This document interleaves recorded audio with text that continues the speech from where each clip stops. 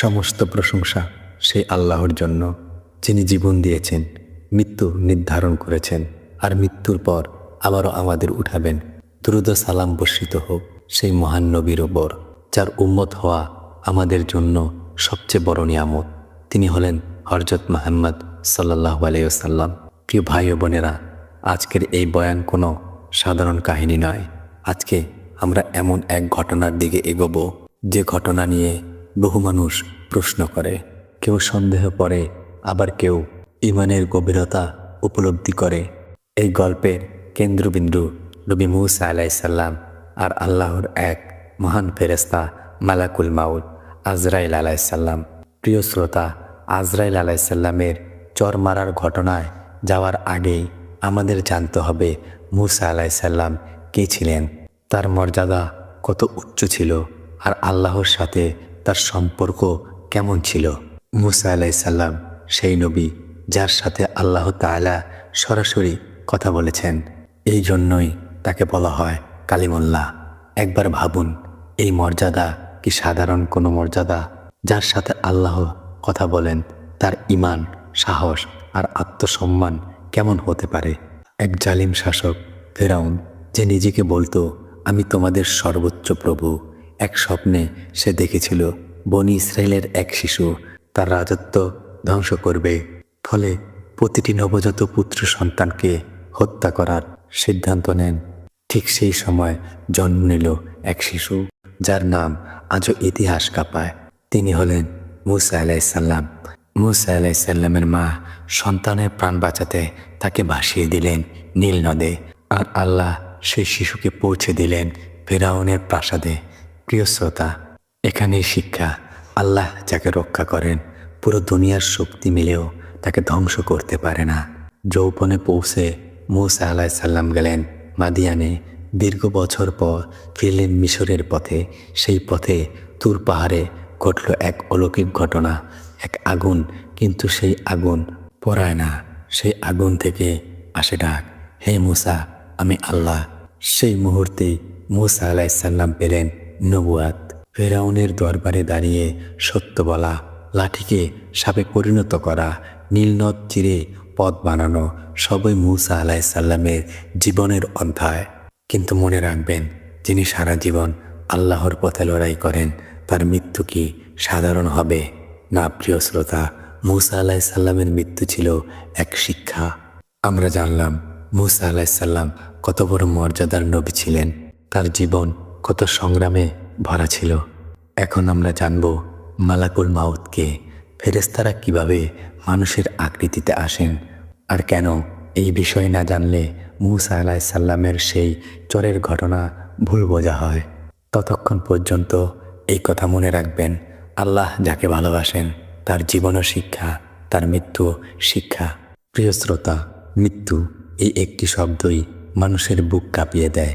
রাজা হোক বা প্রজা, শক্তিশালী হোক বা দুর্বল, মৃত্যুর সামনে সবাই সমান। কিন্তু প্রশ্ন হলো, মৃত্যু আসে কার মাধ্যমে, কার হাতে আল্লাহ এই দায়িত্ব দিয়েছেন? মালাকুল মাউত, যাকে আমরা সাধারণভাবে আজরাইল আলাইহিস সালাম বলে থাকি, তিনি আসলে কে? তিনি কেমন? আর ফেরেশতারা কিভাবে মানুষের আকৃতিতে আসেন? এই বিষয়গুলো পরিষ্কার না হলে মূসা আলাইহিস সালামের সেই ঐতিহাসিক ঘটনার একটুও সঠিক বুঝ তৈরি হবে না। আল্লাহ তাআলা কোরআনে ইরশাদ করেন, তোমাদের প্রাণ কবজ করবেন সেই মৃত্যুর ফেরেশতা, যাকে তোমাদের উপর নিয়োজিত করা হয়েছে। প্রিয় শ্রোতা, মালাকুল মাউত কোনো স্বাধীন সত্তা নন। তিনি কারো সময় বাড়াতে বা কমাতে পারেন না। যেদিন, যে সময়, যেভাবে আল্লাহ লিখে রেখেছেন, ঠিক সেভাবেই রূহ কবজ হয়। রাসূলুল্লাহ সাল্লাল্লাহু আলাইহি ওয়াসাল্লাম বলেন, ফেরেশতাদের সৃষ্টি করা হয়েছে নূর থেকে। তারা খায় না, পান করে না, ঘুমায় না, ক্লান্ত হয় না। তারা শুধু একটি কাজ জানে, আল্লাহর আদেশ পালন। এখানেই অনেকের প্রশ্ন, ফেরেশতারা তো নূরের সৃষ্টি, তাহলে তার চোখে আঘাত লাগলো কেন? প্রিয় শ্রোতা, ফেরেশতারা যখন মানুষের আকৃতিতে আসেন, তখন তারা মানুষের দেহের নিয়মেই উপস্থিত হয় আল্লাহর হিকমতে। কোরআন ও হাদিসে বহু উদাহরণ আছে। হযরত ইব্রাহিম আলাইসাল্লামের কাছে ফেরেশতারা অতিথি হয়ে এসেছিলেন। হযরত লূত আলাইসাল্লামের কাছে সুদর্শন যুবকের রূপে এসেছিলেন। হযরত মারিয়াম আলাইসাল্লামের কাছে জিবরাইল আলাইসাল্লাম পূর্ণ মানব রূপে উপস্থিত হয়েছিলেন। আজরাইল আলাইসাল্লাম কেন প্রথমবার নিজের পরিচয় দেননি? আলেমগণ বলেন এটা ছিল আল্লাহর পক্ষ থেকে একটি পরীক্ষা, একটি শিক্ষা আর একটি গভীর হিকমতপূর্ণ ঘটনা, যার মাধ্যমে উম্মত কিয়ামত পর্যন্ত শিক্ষা নেবে। নবীরা নিষ্পাপ, কিন্তু তারা মানুষ। ভয়, বিস্ময়, হঠাৎ বিপদে আত্মরক্ষা, এসব মানবিক বৈশিষ্ট্য। মূসা আলাইসাল্লাম এখানে নবী হিসেবে নন, বরং একজন মানুষ হিসাবে হঠাৎ পরিস্থিতির মুখোমুখি হয়েছিলেন। কিছু মুহূর্ত থাকে যা ইতিহাস বদলে দেয়, যা মানুষের চিন্তা কাঁপিয়ে দেয়, আর যা কিয়ামত পর্যন্ত আলোচনায় থাকে। এক নবী, এক ফেরেশতা, আর এমন এক সাক্ষাৎ যা বাহ্যিকভাবে বুঝলে বিভ্রান্তি, কিন্তু গভীরে গেলে ঈমান বৃদ্ধি করে। হযরত মূসা আলাইসাল্লাম আল্লাহর কালিম নিজ ঘরে অবস্থান করেছিলেন। এটা কোনো যুদ্ধের মাঠ ছিল না, কোনো দরবার ছিল না, ছিল না ফেরাউনের প্রাসাদ, ছিল একান্ত ব্যক্তিগত সময়। ঠিক সেই সময় এক অপরিচিত মানুষ হঠাৎ করে প্রবেশ করল। প্রিয় শ্রোতা, এই একটি বিষয় পরিস্থিতিকে ভয়ঙ্কর করে তোলে। অনুমতি ছাড়া প্রবেশ করে সে লোকটি বলে ওঠেন, তোমার রবের ডাকে সাড়া দাও। এই কথা শোনা মাত্রই মূসা আলাইসাল্লামের হৃদয় কি চলেছিল ভাবুন। এক অপরিচিত মানুষ, কোনো পরিচয় নেই, কোনো সালাম নেই, সরাসরি প্রাণ নেওয়ার কথা। মানুষ হলে আপনার প্রতিক্রিয়া কি হতো? খেয়াল করুন, আজরাইল আলাইসাল্লাম তখন বলেননি আমি আল্লাহর ফেরেশতা। তিনি বলেননি আমি মালাকুল মাউত। এই পরিচয়হীনতাই ঘটনার মূল চাবিকাঠি। কারণ ইসলামে কারো ঘরে অনুমতি ছাড়া প্রবেশ হারাম। নবী হলে নিজ ঘরে অনধিকার প্রবেশ দেখলে প্রতিক্রিয়া হয় স্বাভাবিক। মূসা আলাইসাল্লাম ছিলেন সাহসী, শক্তিশালী, অন্যায়ের সামনে আপোষহীন। তিনি ফেরাউনের সামনে দাঁড়িয়েছেন, লাঠি দিয়ে জাদুকরদের হারিয়েছেন, সমুদ্র চিরেছেন। তাই হঠাৎ বিপদের মুহূর্তে তিনি ভীত হননি, বরং প্রস্তুত ছিলেন। এটা ভয় নয়, এটা ছিল আত্মসম্মান ও আত্মরক্ষা। যেখানে পরিস্থিতি বিস্ফোরণের মতো টান টান, এক অপরিচিত মানুষ, এক ধীর নবী, এক মুহূর্তের সিদ্ধান্ত। আমরা পৌঁছে গেছি সেই মুহূর্তে, যেই মুহূর্ত নিয়ে সবচেয়ে বেশি প্রশ্ন, সবচেয়ে বেশি ভুল ব্যাখ্যা আর সবচেয়ে বেশি আলোচনা হয়েছিল। মূসা আলাইসাল্লাম কি সত্যি আজরাইল আলাইসাল্লামকে চর মেরেছিলেন? হ্যাঁ, সই হাদিস অনুযায়ী ঘটনা সত্য, কিন্তু এই সত্যের ব্যাখ্যা না জানলে মানুষ বিভ্রান্ত হয়, নবীর মর্যাদা নিয়ে ভুল ধারণা তৈরি হয়। আজ আমরা আবেগ নয়, কুরআন, হাদিস ও আকীদার আলোকে এই ঘটনাকে বুঝব। এক অপরিচিত মানুষ অনুমতি ছাড়া ঘরে প্রবেশ করেছেন, সরাসরি বলছে তোমার প্রাণ নেওয়া হবে। প্রিয় শ্রোতা, এটা কি স্বাভাবিক পরিস্থিতি? ইসলামের আত্মরক্ষা করা বৈধ। নবী হলেও মূসা আলাইসাল্লাম ছিলেন মানুষ। এই চর ছিল রাগের বহিঃপ্রকাশ নয়, অবাধ্য নয়, আত্মরক্ষামূলক প্রতিক্রিয়া। সহিহ হাদিসে এসেছেন মূসা আলাইসাল্লাম একটি চর মারেন, যা আজরাইল আলাইসাল্লাম এর চোখে লাগে। এটা কোনো যুদ্ধ ছিল না, কোনো মারধর ছিল না, ছিল একটি মুহূর্তের প্রতিক্রিয়া। ফেরেশতারা যখন মানব রূপে আসেন, তখন মানব দেহের নিয়মেই ঘটনা ঘটে, আল্লাহর হিকমতে। কারণ মূসা আলাইসাল্লাম জানতেন না তিনি ফেরেশতা। কোনো নবী ইচ্ছাকৃতভাবে আল্লাহর ফেরেশতাকে আঘাত করতে পারেন না। আল্লাহ নিজেই পরে আজরাইল আলাইসাল্লামকে সম্মান ফিরিয়ে দেন। এটা অপমান হলে আল্লাহ কখনোই এই ঘটনাকে সই হাদিসে রাখতেন না। আজরাইল আলাইসাল্লাম আল্লাহর দরবারে গিয়ে বললেন, হে আমার রব, আপনি আমাকে এমন এক বান্দার কাছে পাঠিয়েছেন যে মরতে চায় না। খেয়াল করুন, তিনি অভিযোগ করেননি, রাগ করেননি, বরং আল্লাহর হিকমতের দিকে ইঙ্গিত করেছেন। ইমাম নববী রহমতুল্লাহ আলাইহি বলেন, এই ঘটনা প্রমাণ করে নবীরা গায়েব জানতেন না যতক্ষণ না আল্লাহ জানাতেন। ইবনু হাজার রহমতুল্লাহ আলাইহি বলেন, এটা ছিল আত্মরক্ষার অধ্যায় নয়। আমরা বুঝলাম চর কেন মারা হয়েছিল, কিভাবে মারা হয়েছিল। এতে কোনো আকীদাগত সমস্যা নেই। এই ঘটনার পর কি হলো?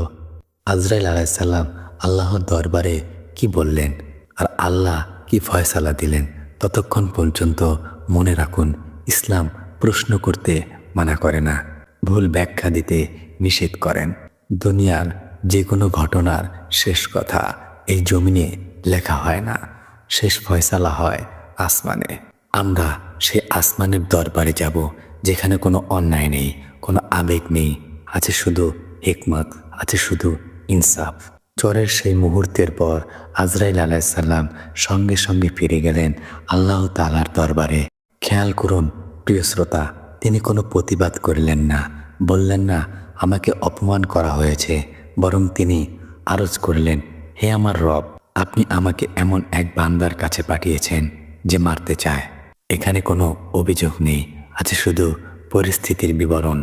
আল্লাহ তাআলা আজরাইল আলাইসাল্লামের চোখ পুনরায় ঠিক করে দিলেন এক মুহূর্তেই। এতে বোঝা যায় ফেরেশতাদের শক্তি, তাদের নিরাপত্তা সবই আল্লাহর কুদরতের অধীন। এই ঘটনায় আল্লাহ কাউকে দোষারোপ করলেন না, না মূসা আলাইসাল্লামকে না আজরাইল আলাইসাল্লামকে, কারণ দুজনেই আল্লাহর হুকুমের ভেতরে ছিলেন। অনেকে প্রশ্ন করেন, আজরাইল আলাইসাল্লাম কি নালিশ করেছিলেন? উত্তর, না, তিনি শুধু বলেছিলেন এই বান্দা মৃত্যুর জন্য মানসিকভাবে প্রস্তুত নন, কারণ তিনি পরিচয় জানতেন না। এটা ছিল এক বার্তা যার মাধ্যমে আল্লাহ পরবর্তী ধাপ নির্ধারণ করলেন। আল্লাহ কখনোই কারো উপর জুলুম করেন না। এক নবী আরেক ফেরেশতা দুজনই তার প্রিয় বান্দা, তাই সমাধান হবে হিকমতের সাথে, ইনসাফের সাথে। এই কারণেই ঘটনা এখানেই শেষ হয়নি। আল্লাহ তাআলা সিদ্ধান্ত নিলেন আজরাইল আলাইসাল্লাম আবার যাবে, কিন্তু এবার ভিন্নভাবে। এবার থাকবে স্পষ্ট পরিচয়, অনুমতি, এখতিয়ার এবং প্রস্তাব। এখান থেকেই শুরু হবে ঘটনার সবচেয়ে কোমল অধ্যায়। প্রথম আগমন ছিল হঠাৎ, দ্বিতীয় আগমন ছিল সম্মানের সাথে। প্রথমবার ছিল নীরবতা ও ভুল বোঝাবুঝি, দ্বিতীয়বার ছিল পরিচয় ও ইখতিয়ার। এটাই আল্লাহর রহমত। তিনি বান্দাকে সুযোগ দেন, সম্মান দেন আর প্রস্তুতির পথ খুলে দেন। দ্বিতীয়বার মালাকুল মাউত আজরাইল আলাইসাল্লাম মূসা আলাইসাল্লামের কাছে এলেন পূর্ণ পরিচয় সহ। তিনি বললেন, আমি আল্লাহর পক্ষ থেকে আগত আপনার রূহ কবজ করার জন্য। এবার কোনো অজানা নেই, কোনো ভয় নেই, আছে শুধু সত্যের স্বচ্ছতা। মূসা আলাইসাল্লাম বুঝলেন এটাই আল্লাহর ফয়সালা। হাদিসে এসেছেন আল্লাহ তাআলা মূসা আলাইসাল্লামকে একটি ইখতিয়ার দিলেন। তাকে বলা হলো, একটি গাভীর পিঠে হাত রাখুন, তার পশম যতগুলো তত বছর আপনাকে দুনিয়ার জীবন দেওয়া হবে। প্রিয় শ্রোতা, এটা ছিল আল্লাহর বিশেষ সম্মান যা সব নবীকে দেওয়া হয়নি। মূসা আলাইসাল্লাম জিজ্ঞেস করলেন, তারপর কি হবে? উত্তর এলো, তারপর মৃত্যু। এই একটি জবাবেই মূসা আলাইসাল্লামের হৃদয় আখিরাতের দিকে ঝুঁকে পড়ল। তিনি বললেন, তাহলে এখনই আমার জান কবজ করে নাও। প্রিয় শ্রোতা, এটা নবীদের মর্যাদা। তারা দুনিয়াকে ভালোবাসতেন না, তারা ভালোবাসতেন আল্লাহর সাক্ষাৎকে। মূসা আলাইসাল্লাম জানতেন আর কয়েক বছর, দুনিয়া মানেই আরেকবার মৃত্যু। তাই তিনি বেছে নিলেন আল্লাহর সাথে সাক্ষাৎ। আমরা মৃত্যুকে ভয় পাই কারণ আমরা প্রস্তুত নই। নবীরা মৃত্যুকে ভালোবাসেন কারণ তারা প্রস্তুত। এই ইখতিয়ার আমাদের নেই, কিন্তু প্রস্তুতির সুযোগ আমাদের আছে। প্রত্যেক বিদায়ী কষ্টের, কিন্তু কিছু বিদায় ঈমান বাড়ায়। আজ আমরা এমন এক বিদায়ের কথা শুনব যেখানে কোনো আফসোস নেই, আছে শুধু সন্তুষ্টি আর আছে আল্লাহর সাথে সাক্ষাতের আকাঙ্ক্ষা। যখন মূসা আলাইসাল্লাম আল্লাহর ফয়সালা বুঝে নিলেন, তখন তিনি আর দুনিয়ার মেয়াদ চাননি। তিনি একটি দোয়া করলেন, হে আল্লাহ, আমাকে পবিত্র ভূমির নিকটে মৃত্যু দান করুন। এই দোয়াটি ছিল গভীর তাৎপর্যপূর্ণ, কারণ সেই ভূমির জন্য তিনি সারা জীবন সংগ্রাম করেছিলেন। যেই ভূমির দিকে বনি ইসরায়েলকে নিয়ে গেছেন, সেই ভূমির কাছেই তিনি শুয়ে থাকতে চেয়েছেন। বাইতুল মুকাদ্দাস নবীদের ভূমি, ওহির ভূমি, সেজদার ভূমি। মূসা আলাইসাল্লাম জানতেন এই দুনিয়ায় তিনি যেখানে প্রবেশ করবেন না, কিন্তু অন্তত কাছাকাছি থাকা একটু ছিল তার আকাঙ্ক্ষা।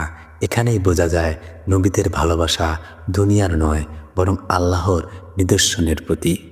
হাদিসে এসেছেন মূসা আলাইসাল্লাম বাইতুল মুকাদ্দাসের নিকটে ইন্তিকাল করেন নবীদের সম্মানের সাথে আল্লাহর ফয়সালা সন্তুষ্ট হয়ে। এই মৃত্যু কোনো পরাজয় নয়, এটা ছিল একটি পূর্ণতা। নবী মুহাম্মদ রাসূলুল্লাহ সাল্লাল্লাহু আলাইহি ওয়াসাল্লাম বলেছেন, আমি যদি সেখানে থাকতাম তোমাদের মূসা আলাইসাল্লামের কবর দেখিয়ে দিতাম লাল টিলার কাছে। প্রিয় শ্রোতা, এই কথা শুধু তথ্য নয়, এটা নবীদের প্রতি নীরব ভালোবাসা। মূসা আলাইসাল্লামের বিদায়ের পরেও দাওয়াত থেমে যায়নি। নেতা চলে গেলেও আল্লাহর পথ চলা থামে না। এটাই শিক্ষা, ব্যক্তি নয় আল্লাহর দিনই আসল। মূসা আলাইসাল্লাম ও আজরাইল আলাইসাল্লামের এই ঘটনা কোনো চাঞ্চল্য তৈরির জন্য নয়। রাসূলুল্লাহ সাল্লাল্লাহু আলাইহি সাল্লাম এটাকে বর্ণনা করেছেন কারণ এর ভেতরে আছে আকীদা, সংশোধন, মৃত্যুর বাস্তবতা আর আল্লাহর সাথে সাক্ষাতের সত্যতা। এই ঘটনা আমাদের শেখায় নবীরাও মানুষ, কিন্তু তাদের প্রতিটি কাজ আল্লাহর হিকমতের ভেতর। আমরা মৃত্যুকে ভয় পাই কারণ আমরা দুনিয়ায় ডুবে আছি। মূসা আলাইসাল্লাম মৃত্যুকে ভয় পাননি কারণ তিনি আল্লাহকে চিনতেন। মৃত্যু আসবেই, প্রশ্ন হলো আমরা প্রস্তুত তো? এই কাহিনী আমাদের বলে পরিচয় ছাড়া কোনো সিদ্ধান্তই পৌঁছা ঠিক নয়। প্রেক্ষাপট না জানলে সত্য ভুল মনে হয়।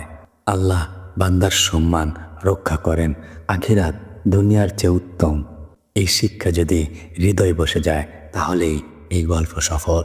প্রিয় দর্শক, গল্পটি যদি ভালো লেগে থাকে অবশ্যই লাইক, কমেন্ট, শেয়ার এবং সাবস্ক্রাইব করবেন। ধন্যবাদ। আল্লাহ হাফেজ। আসসালামু আলাইকুম ওয়া রাহমাতুল্লাহ ওয়া বারাকাতুহু।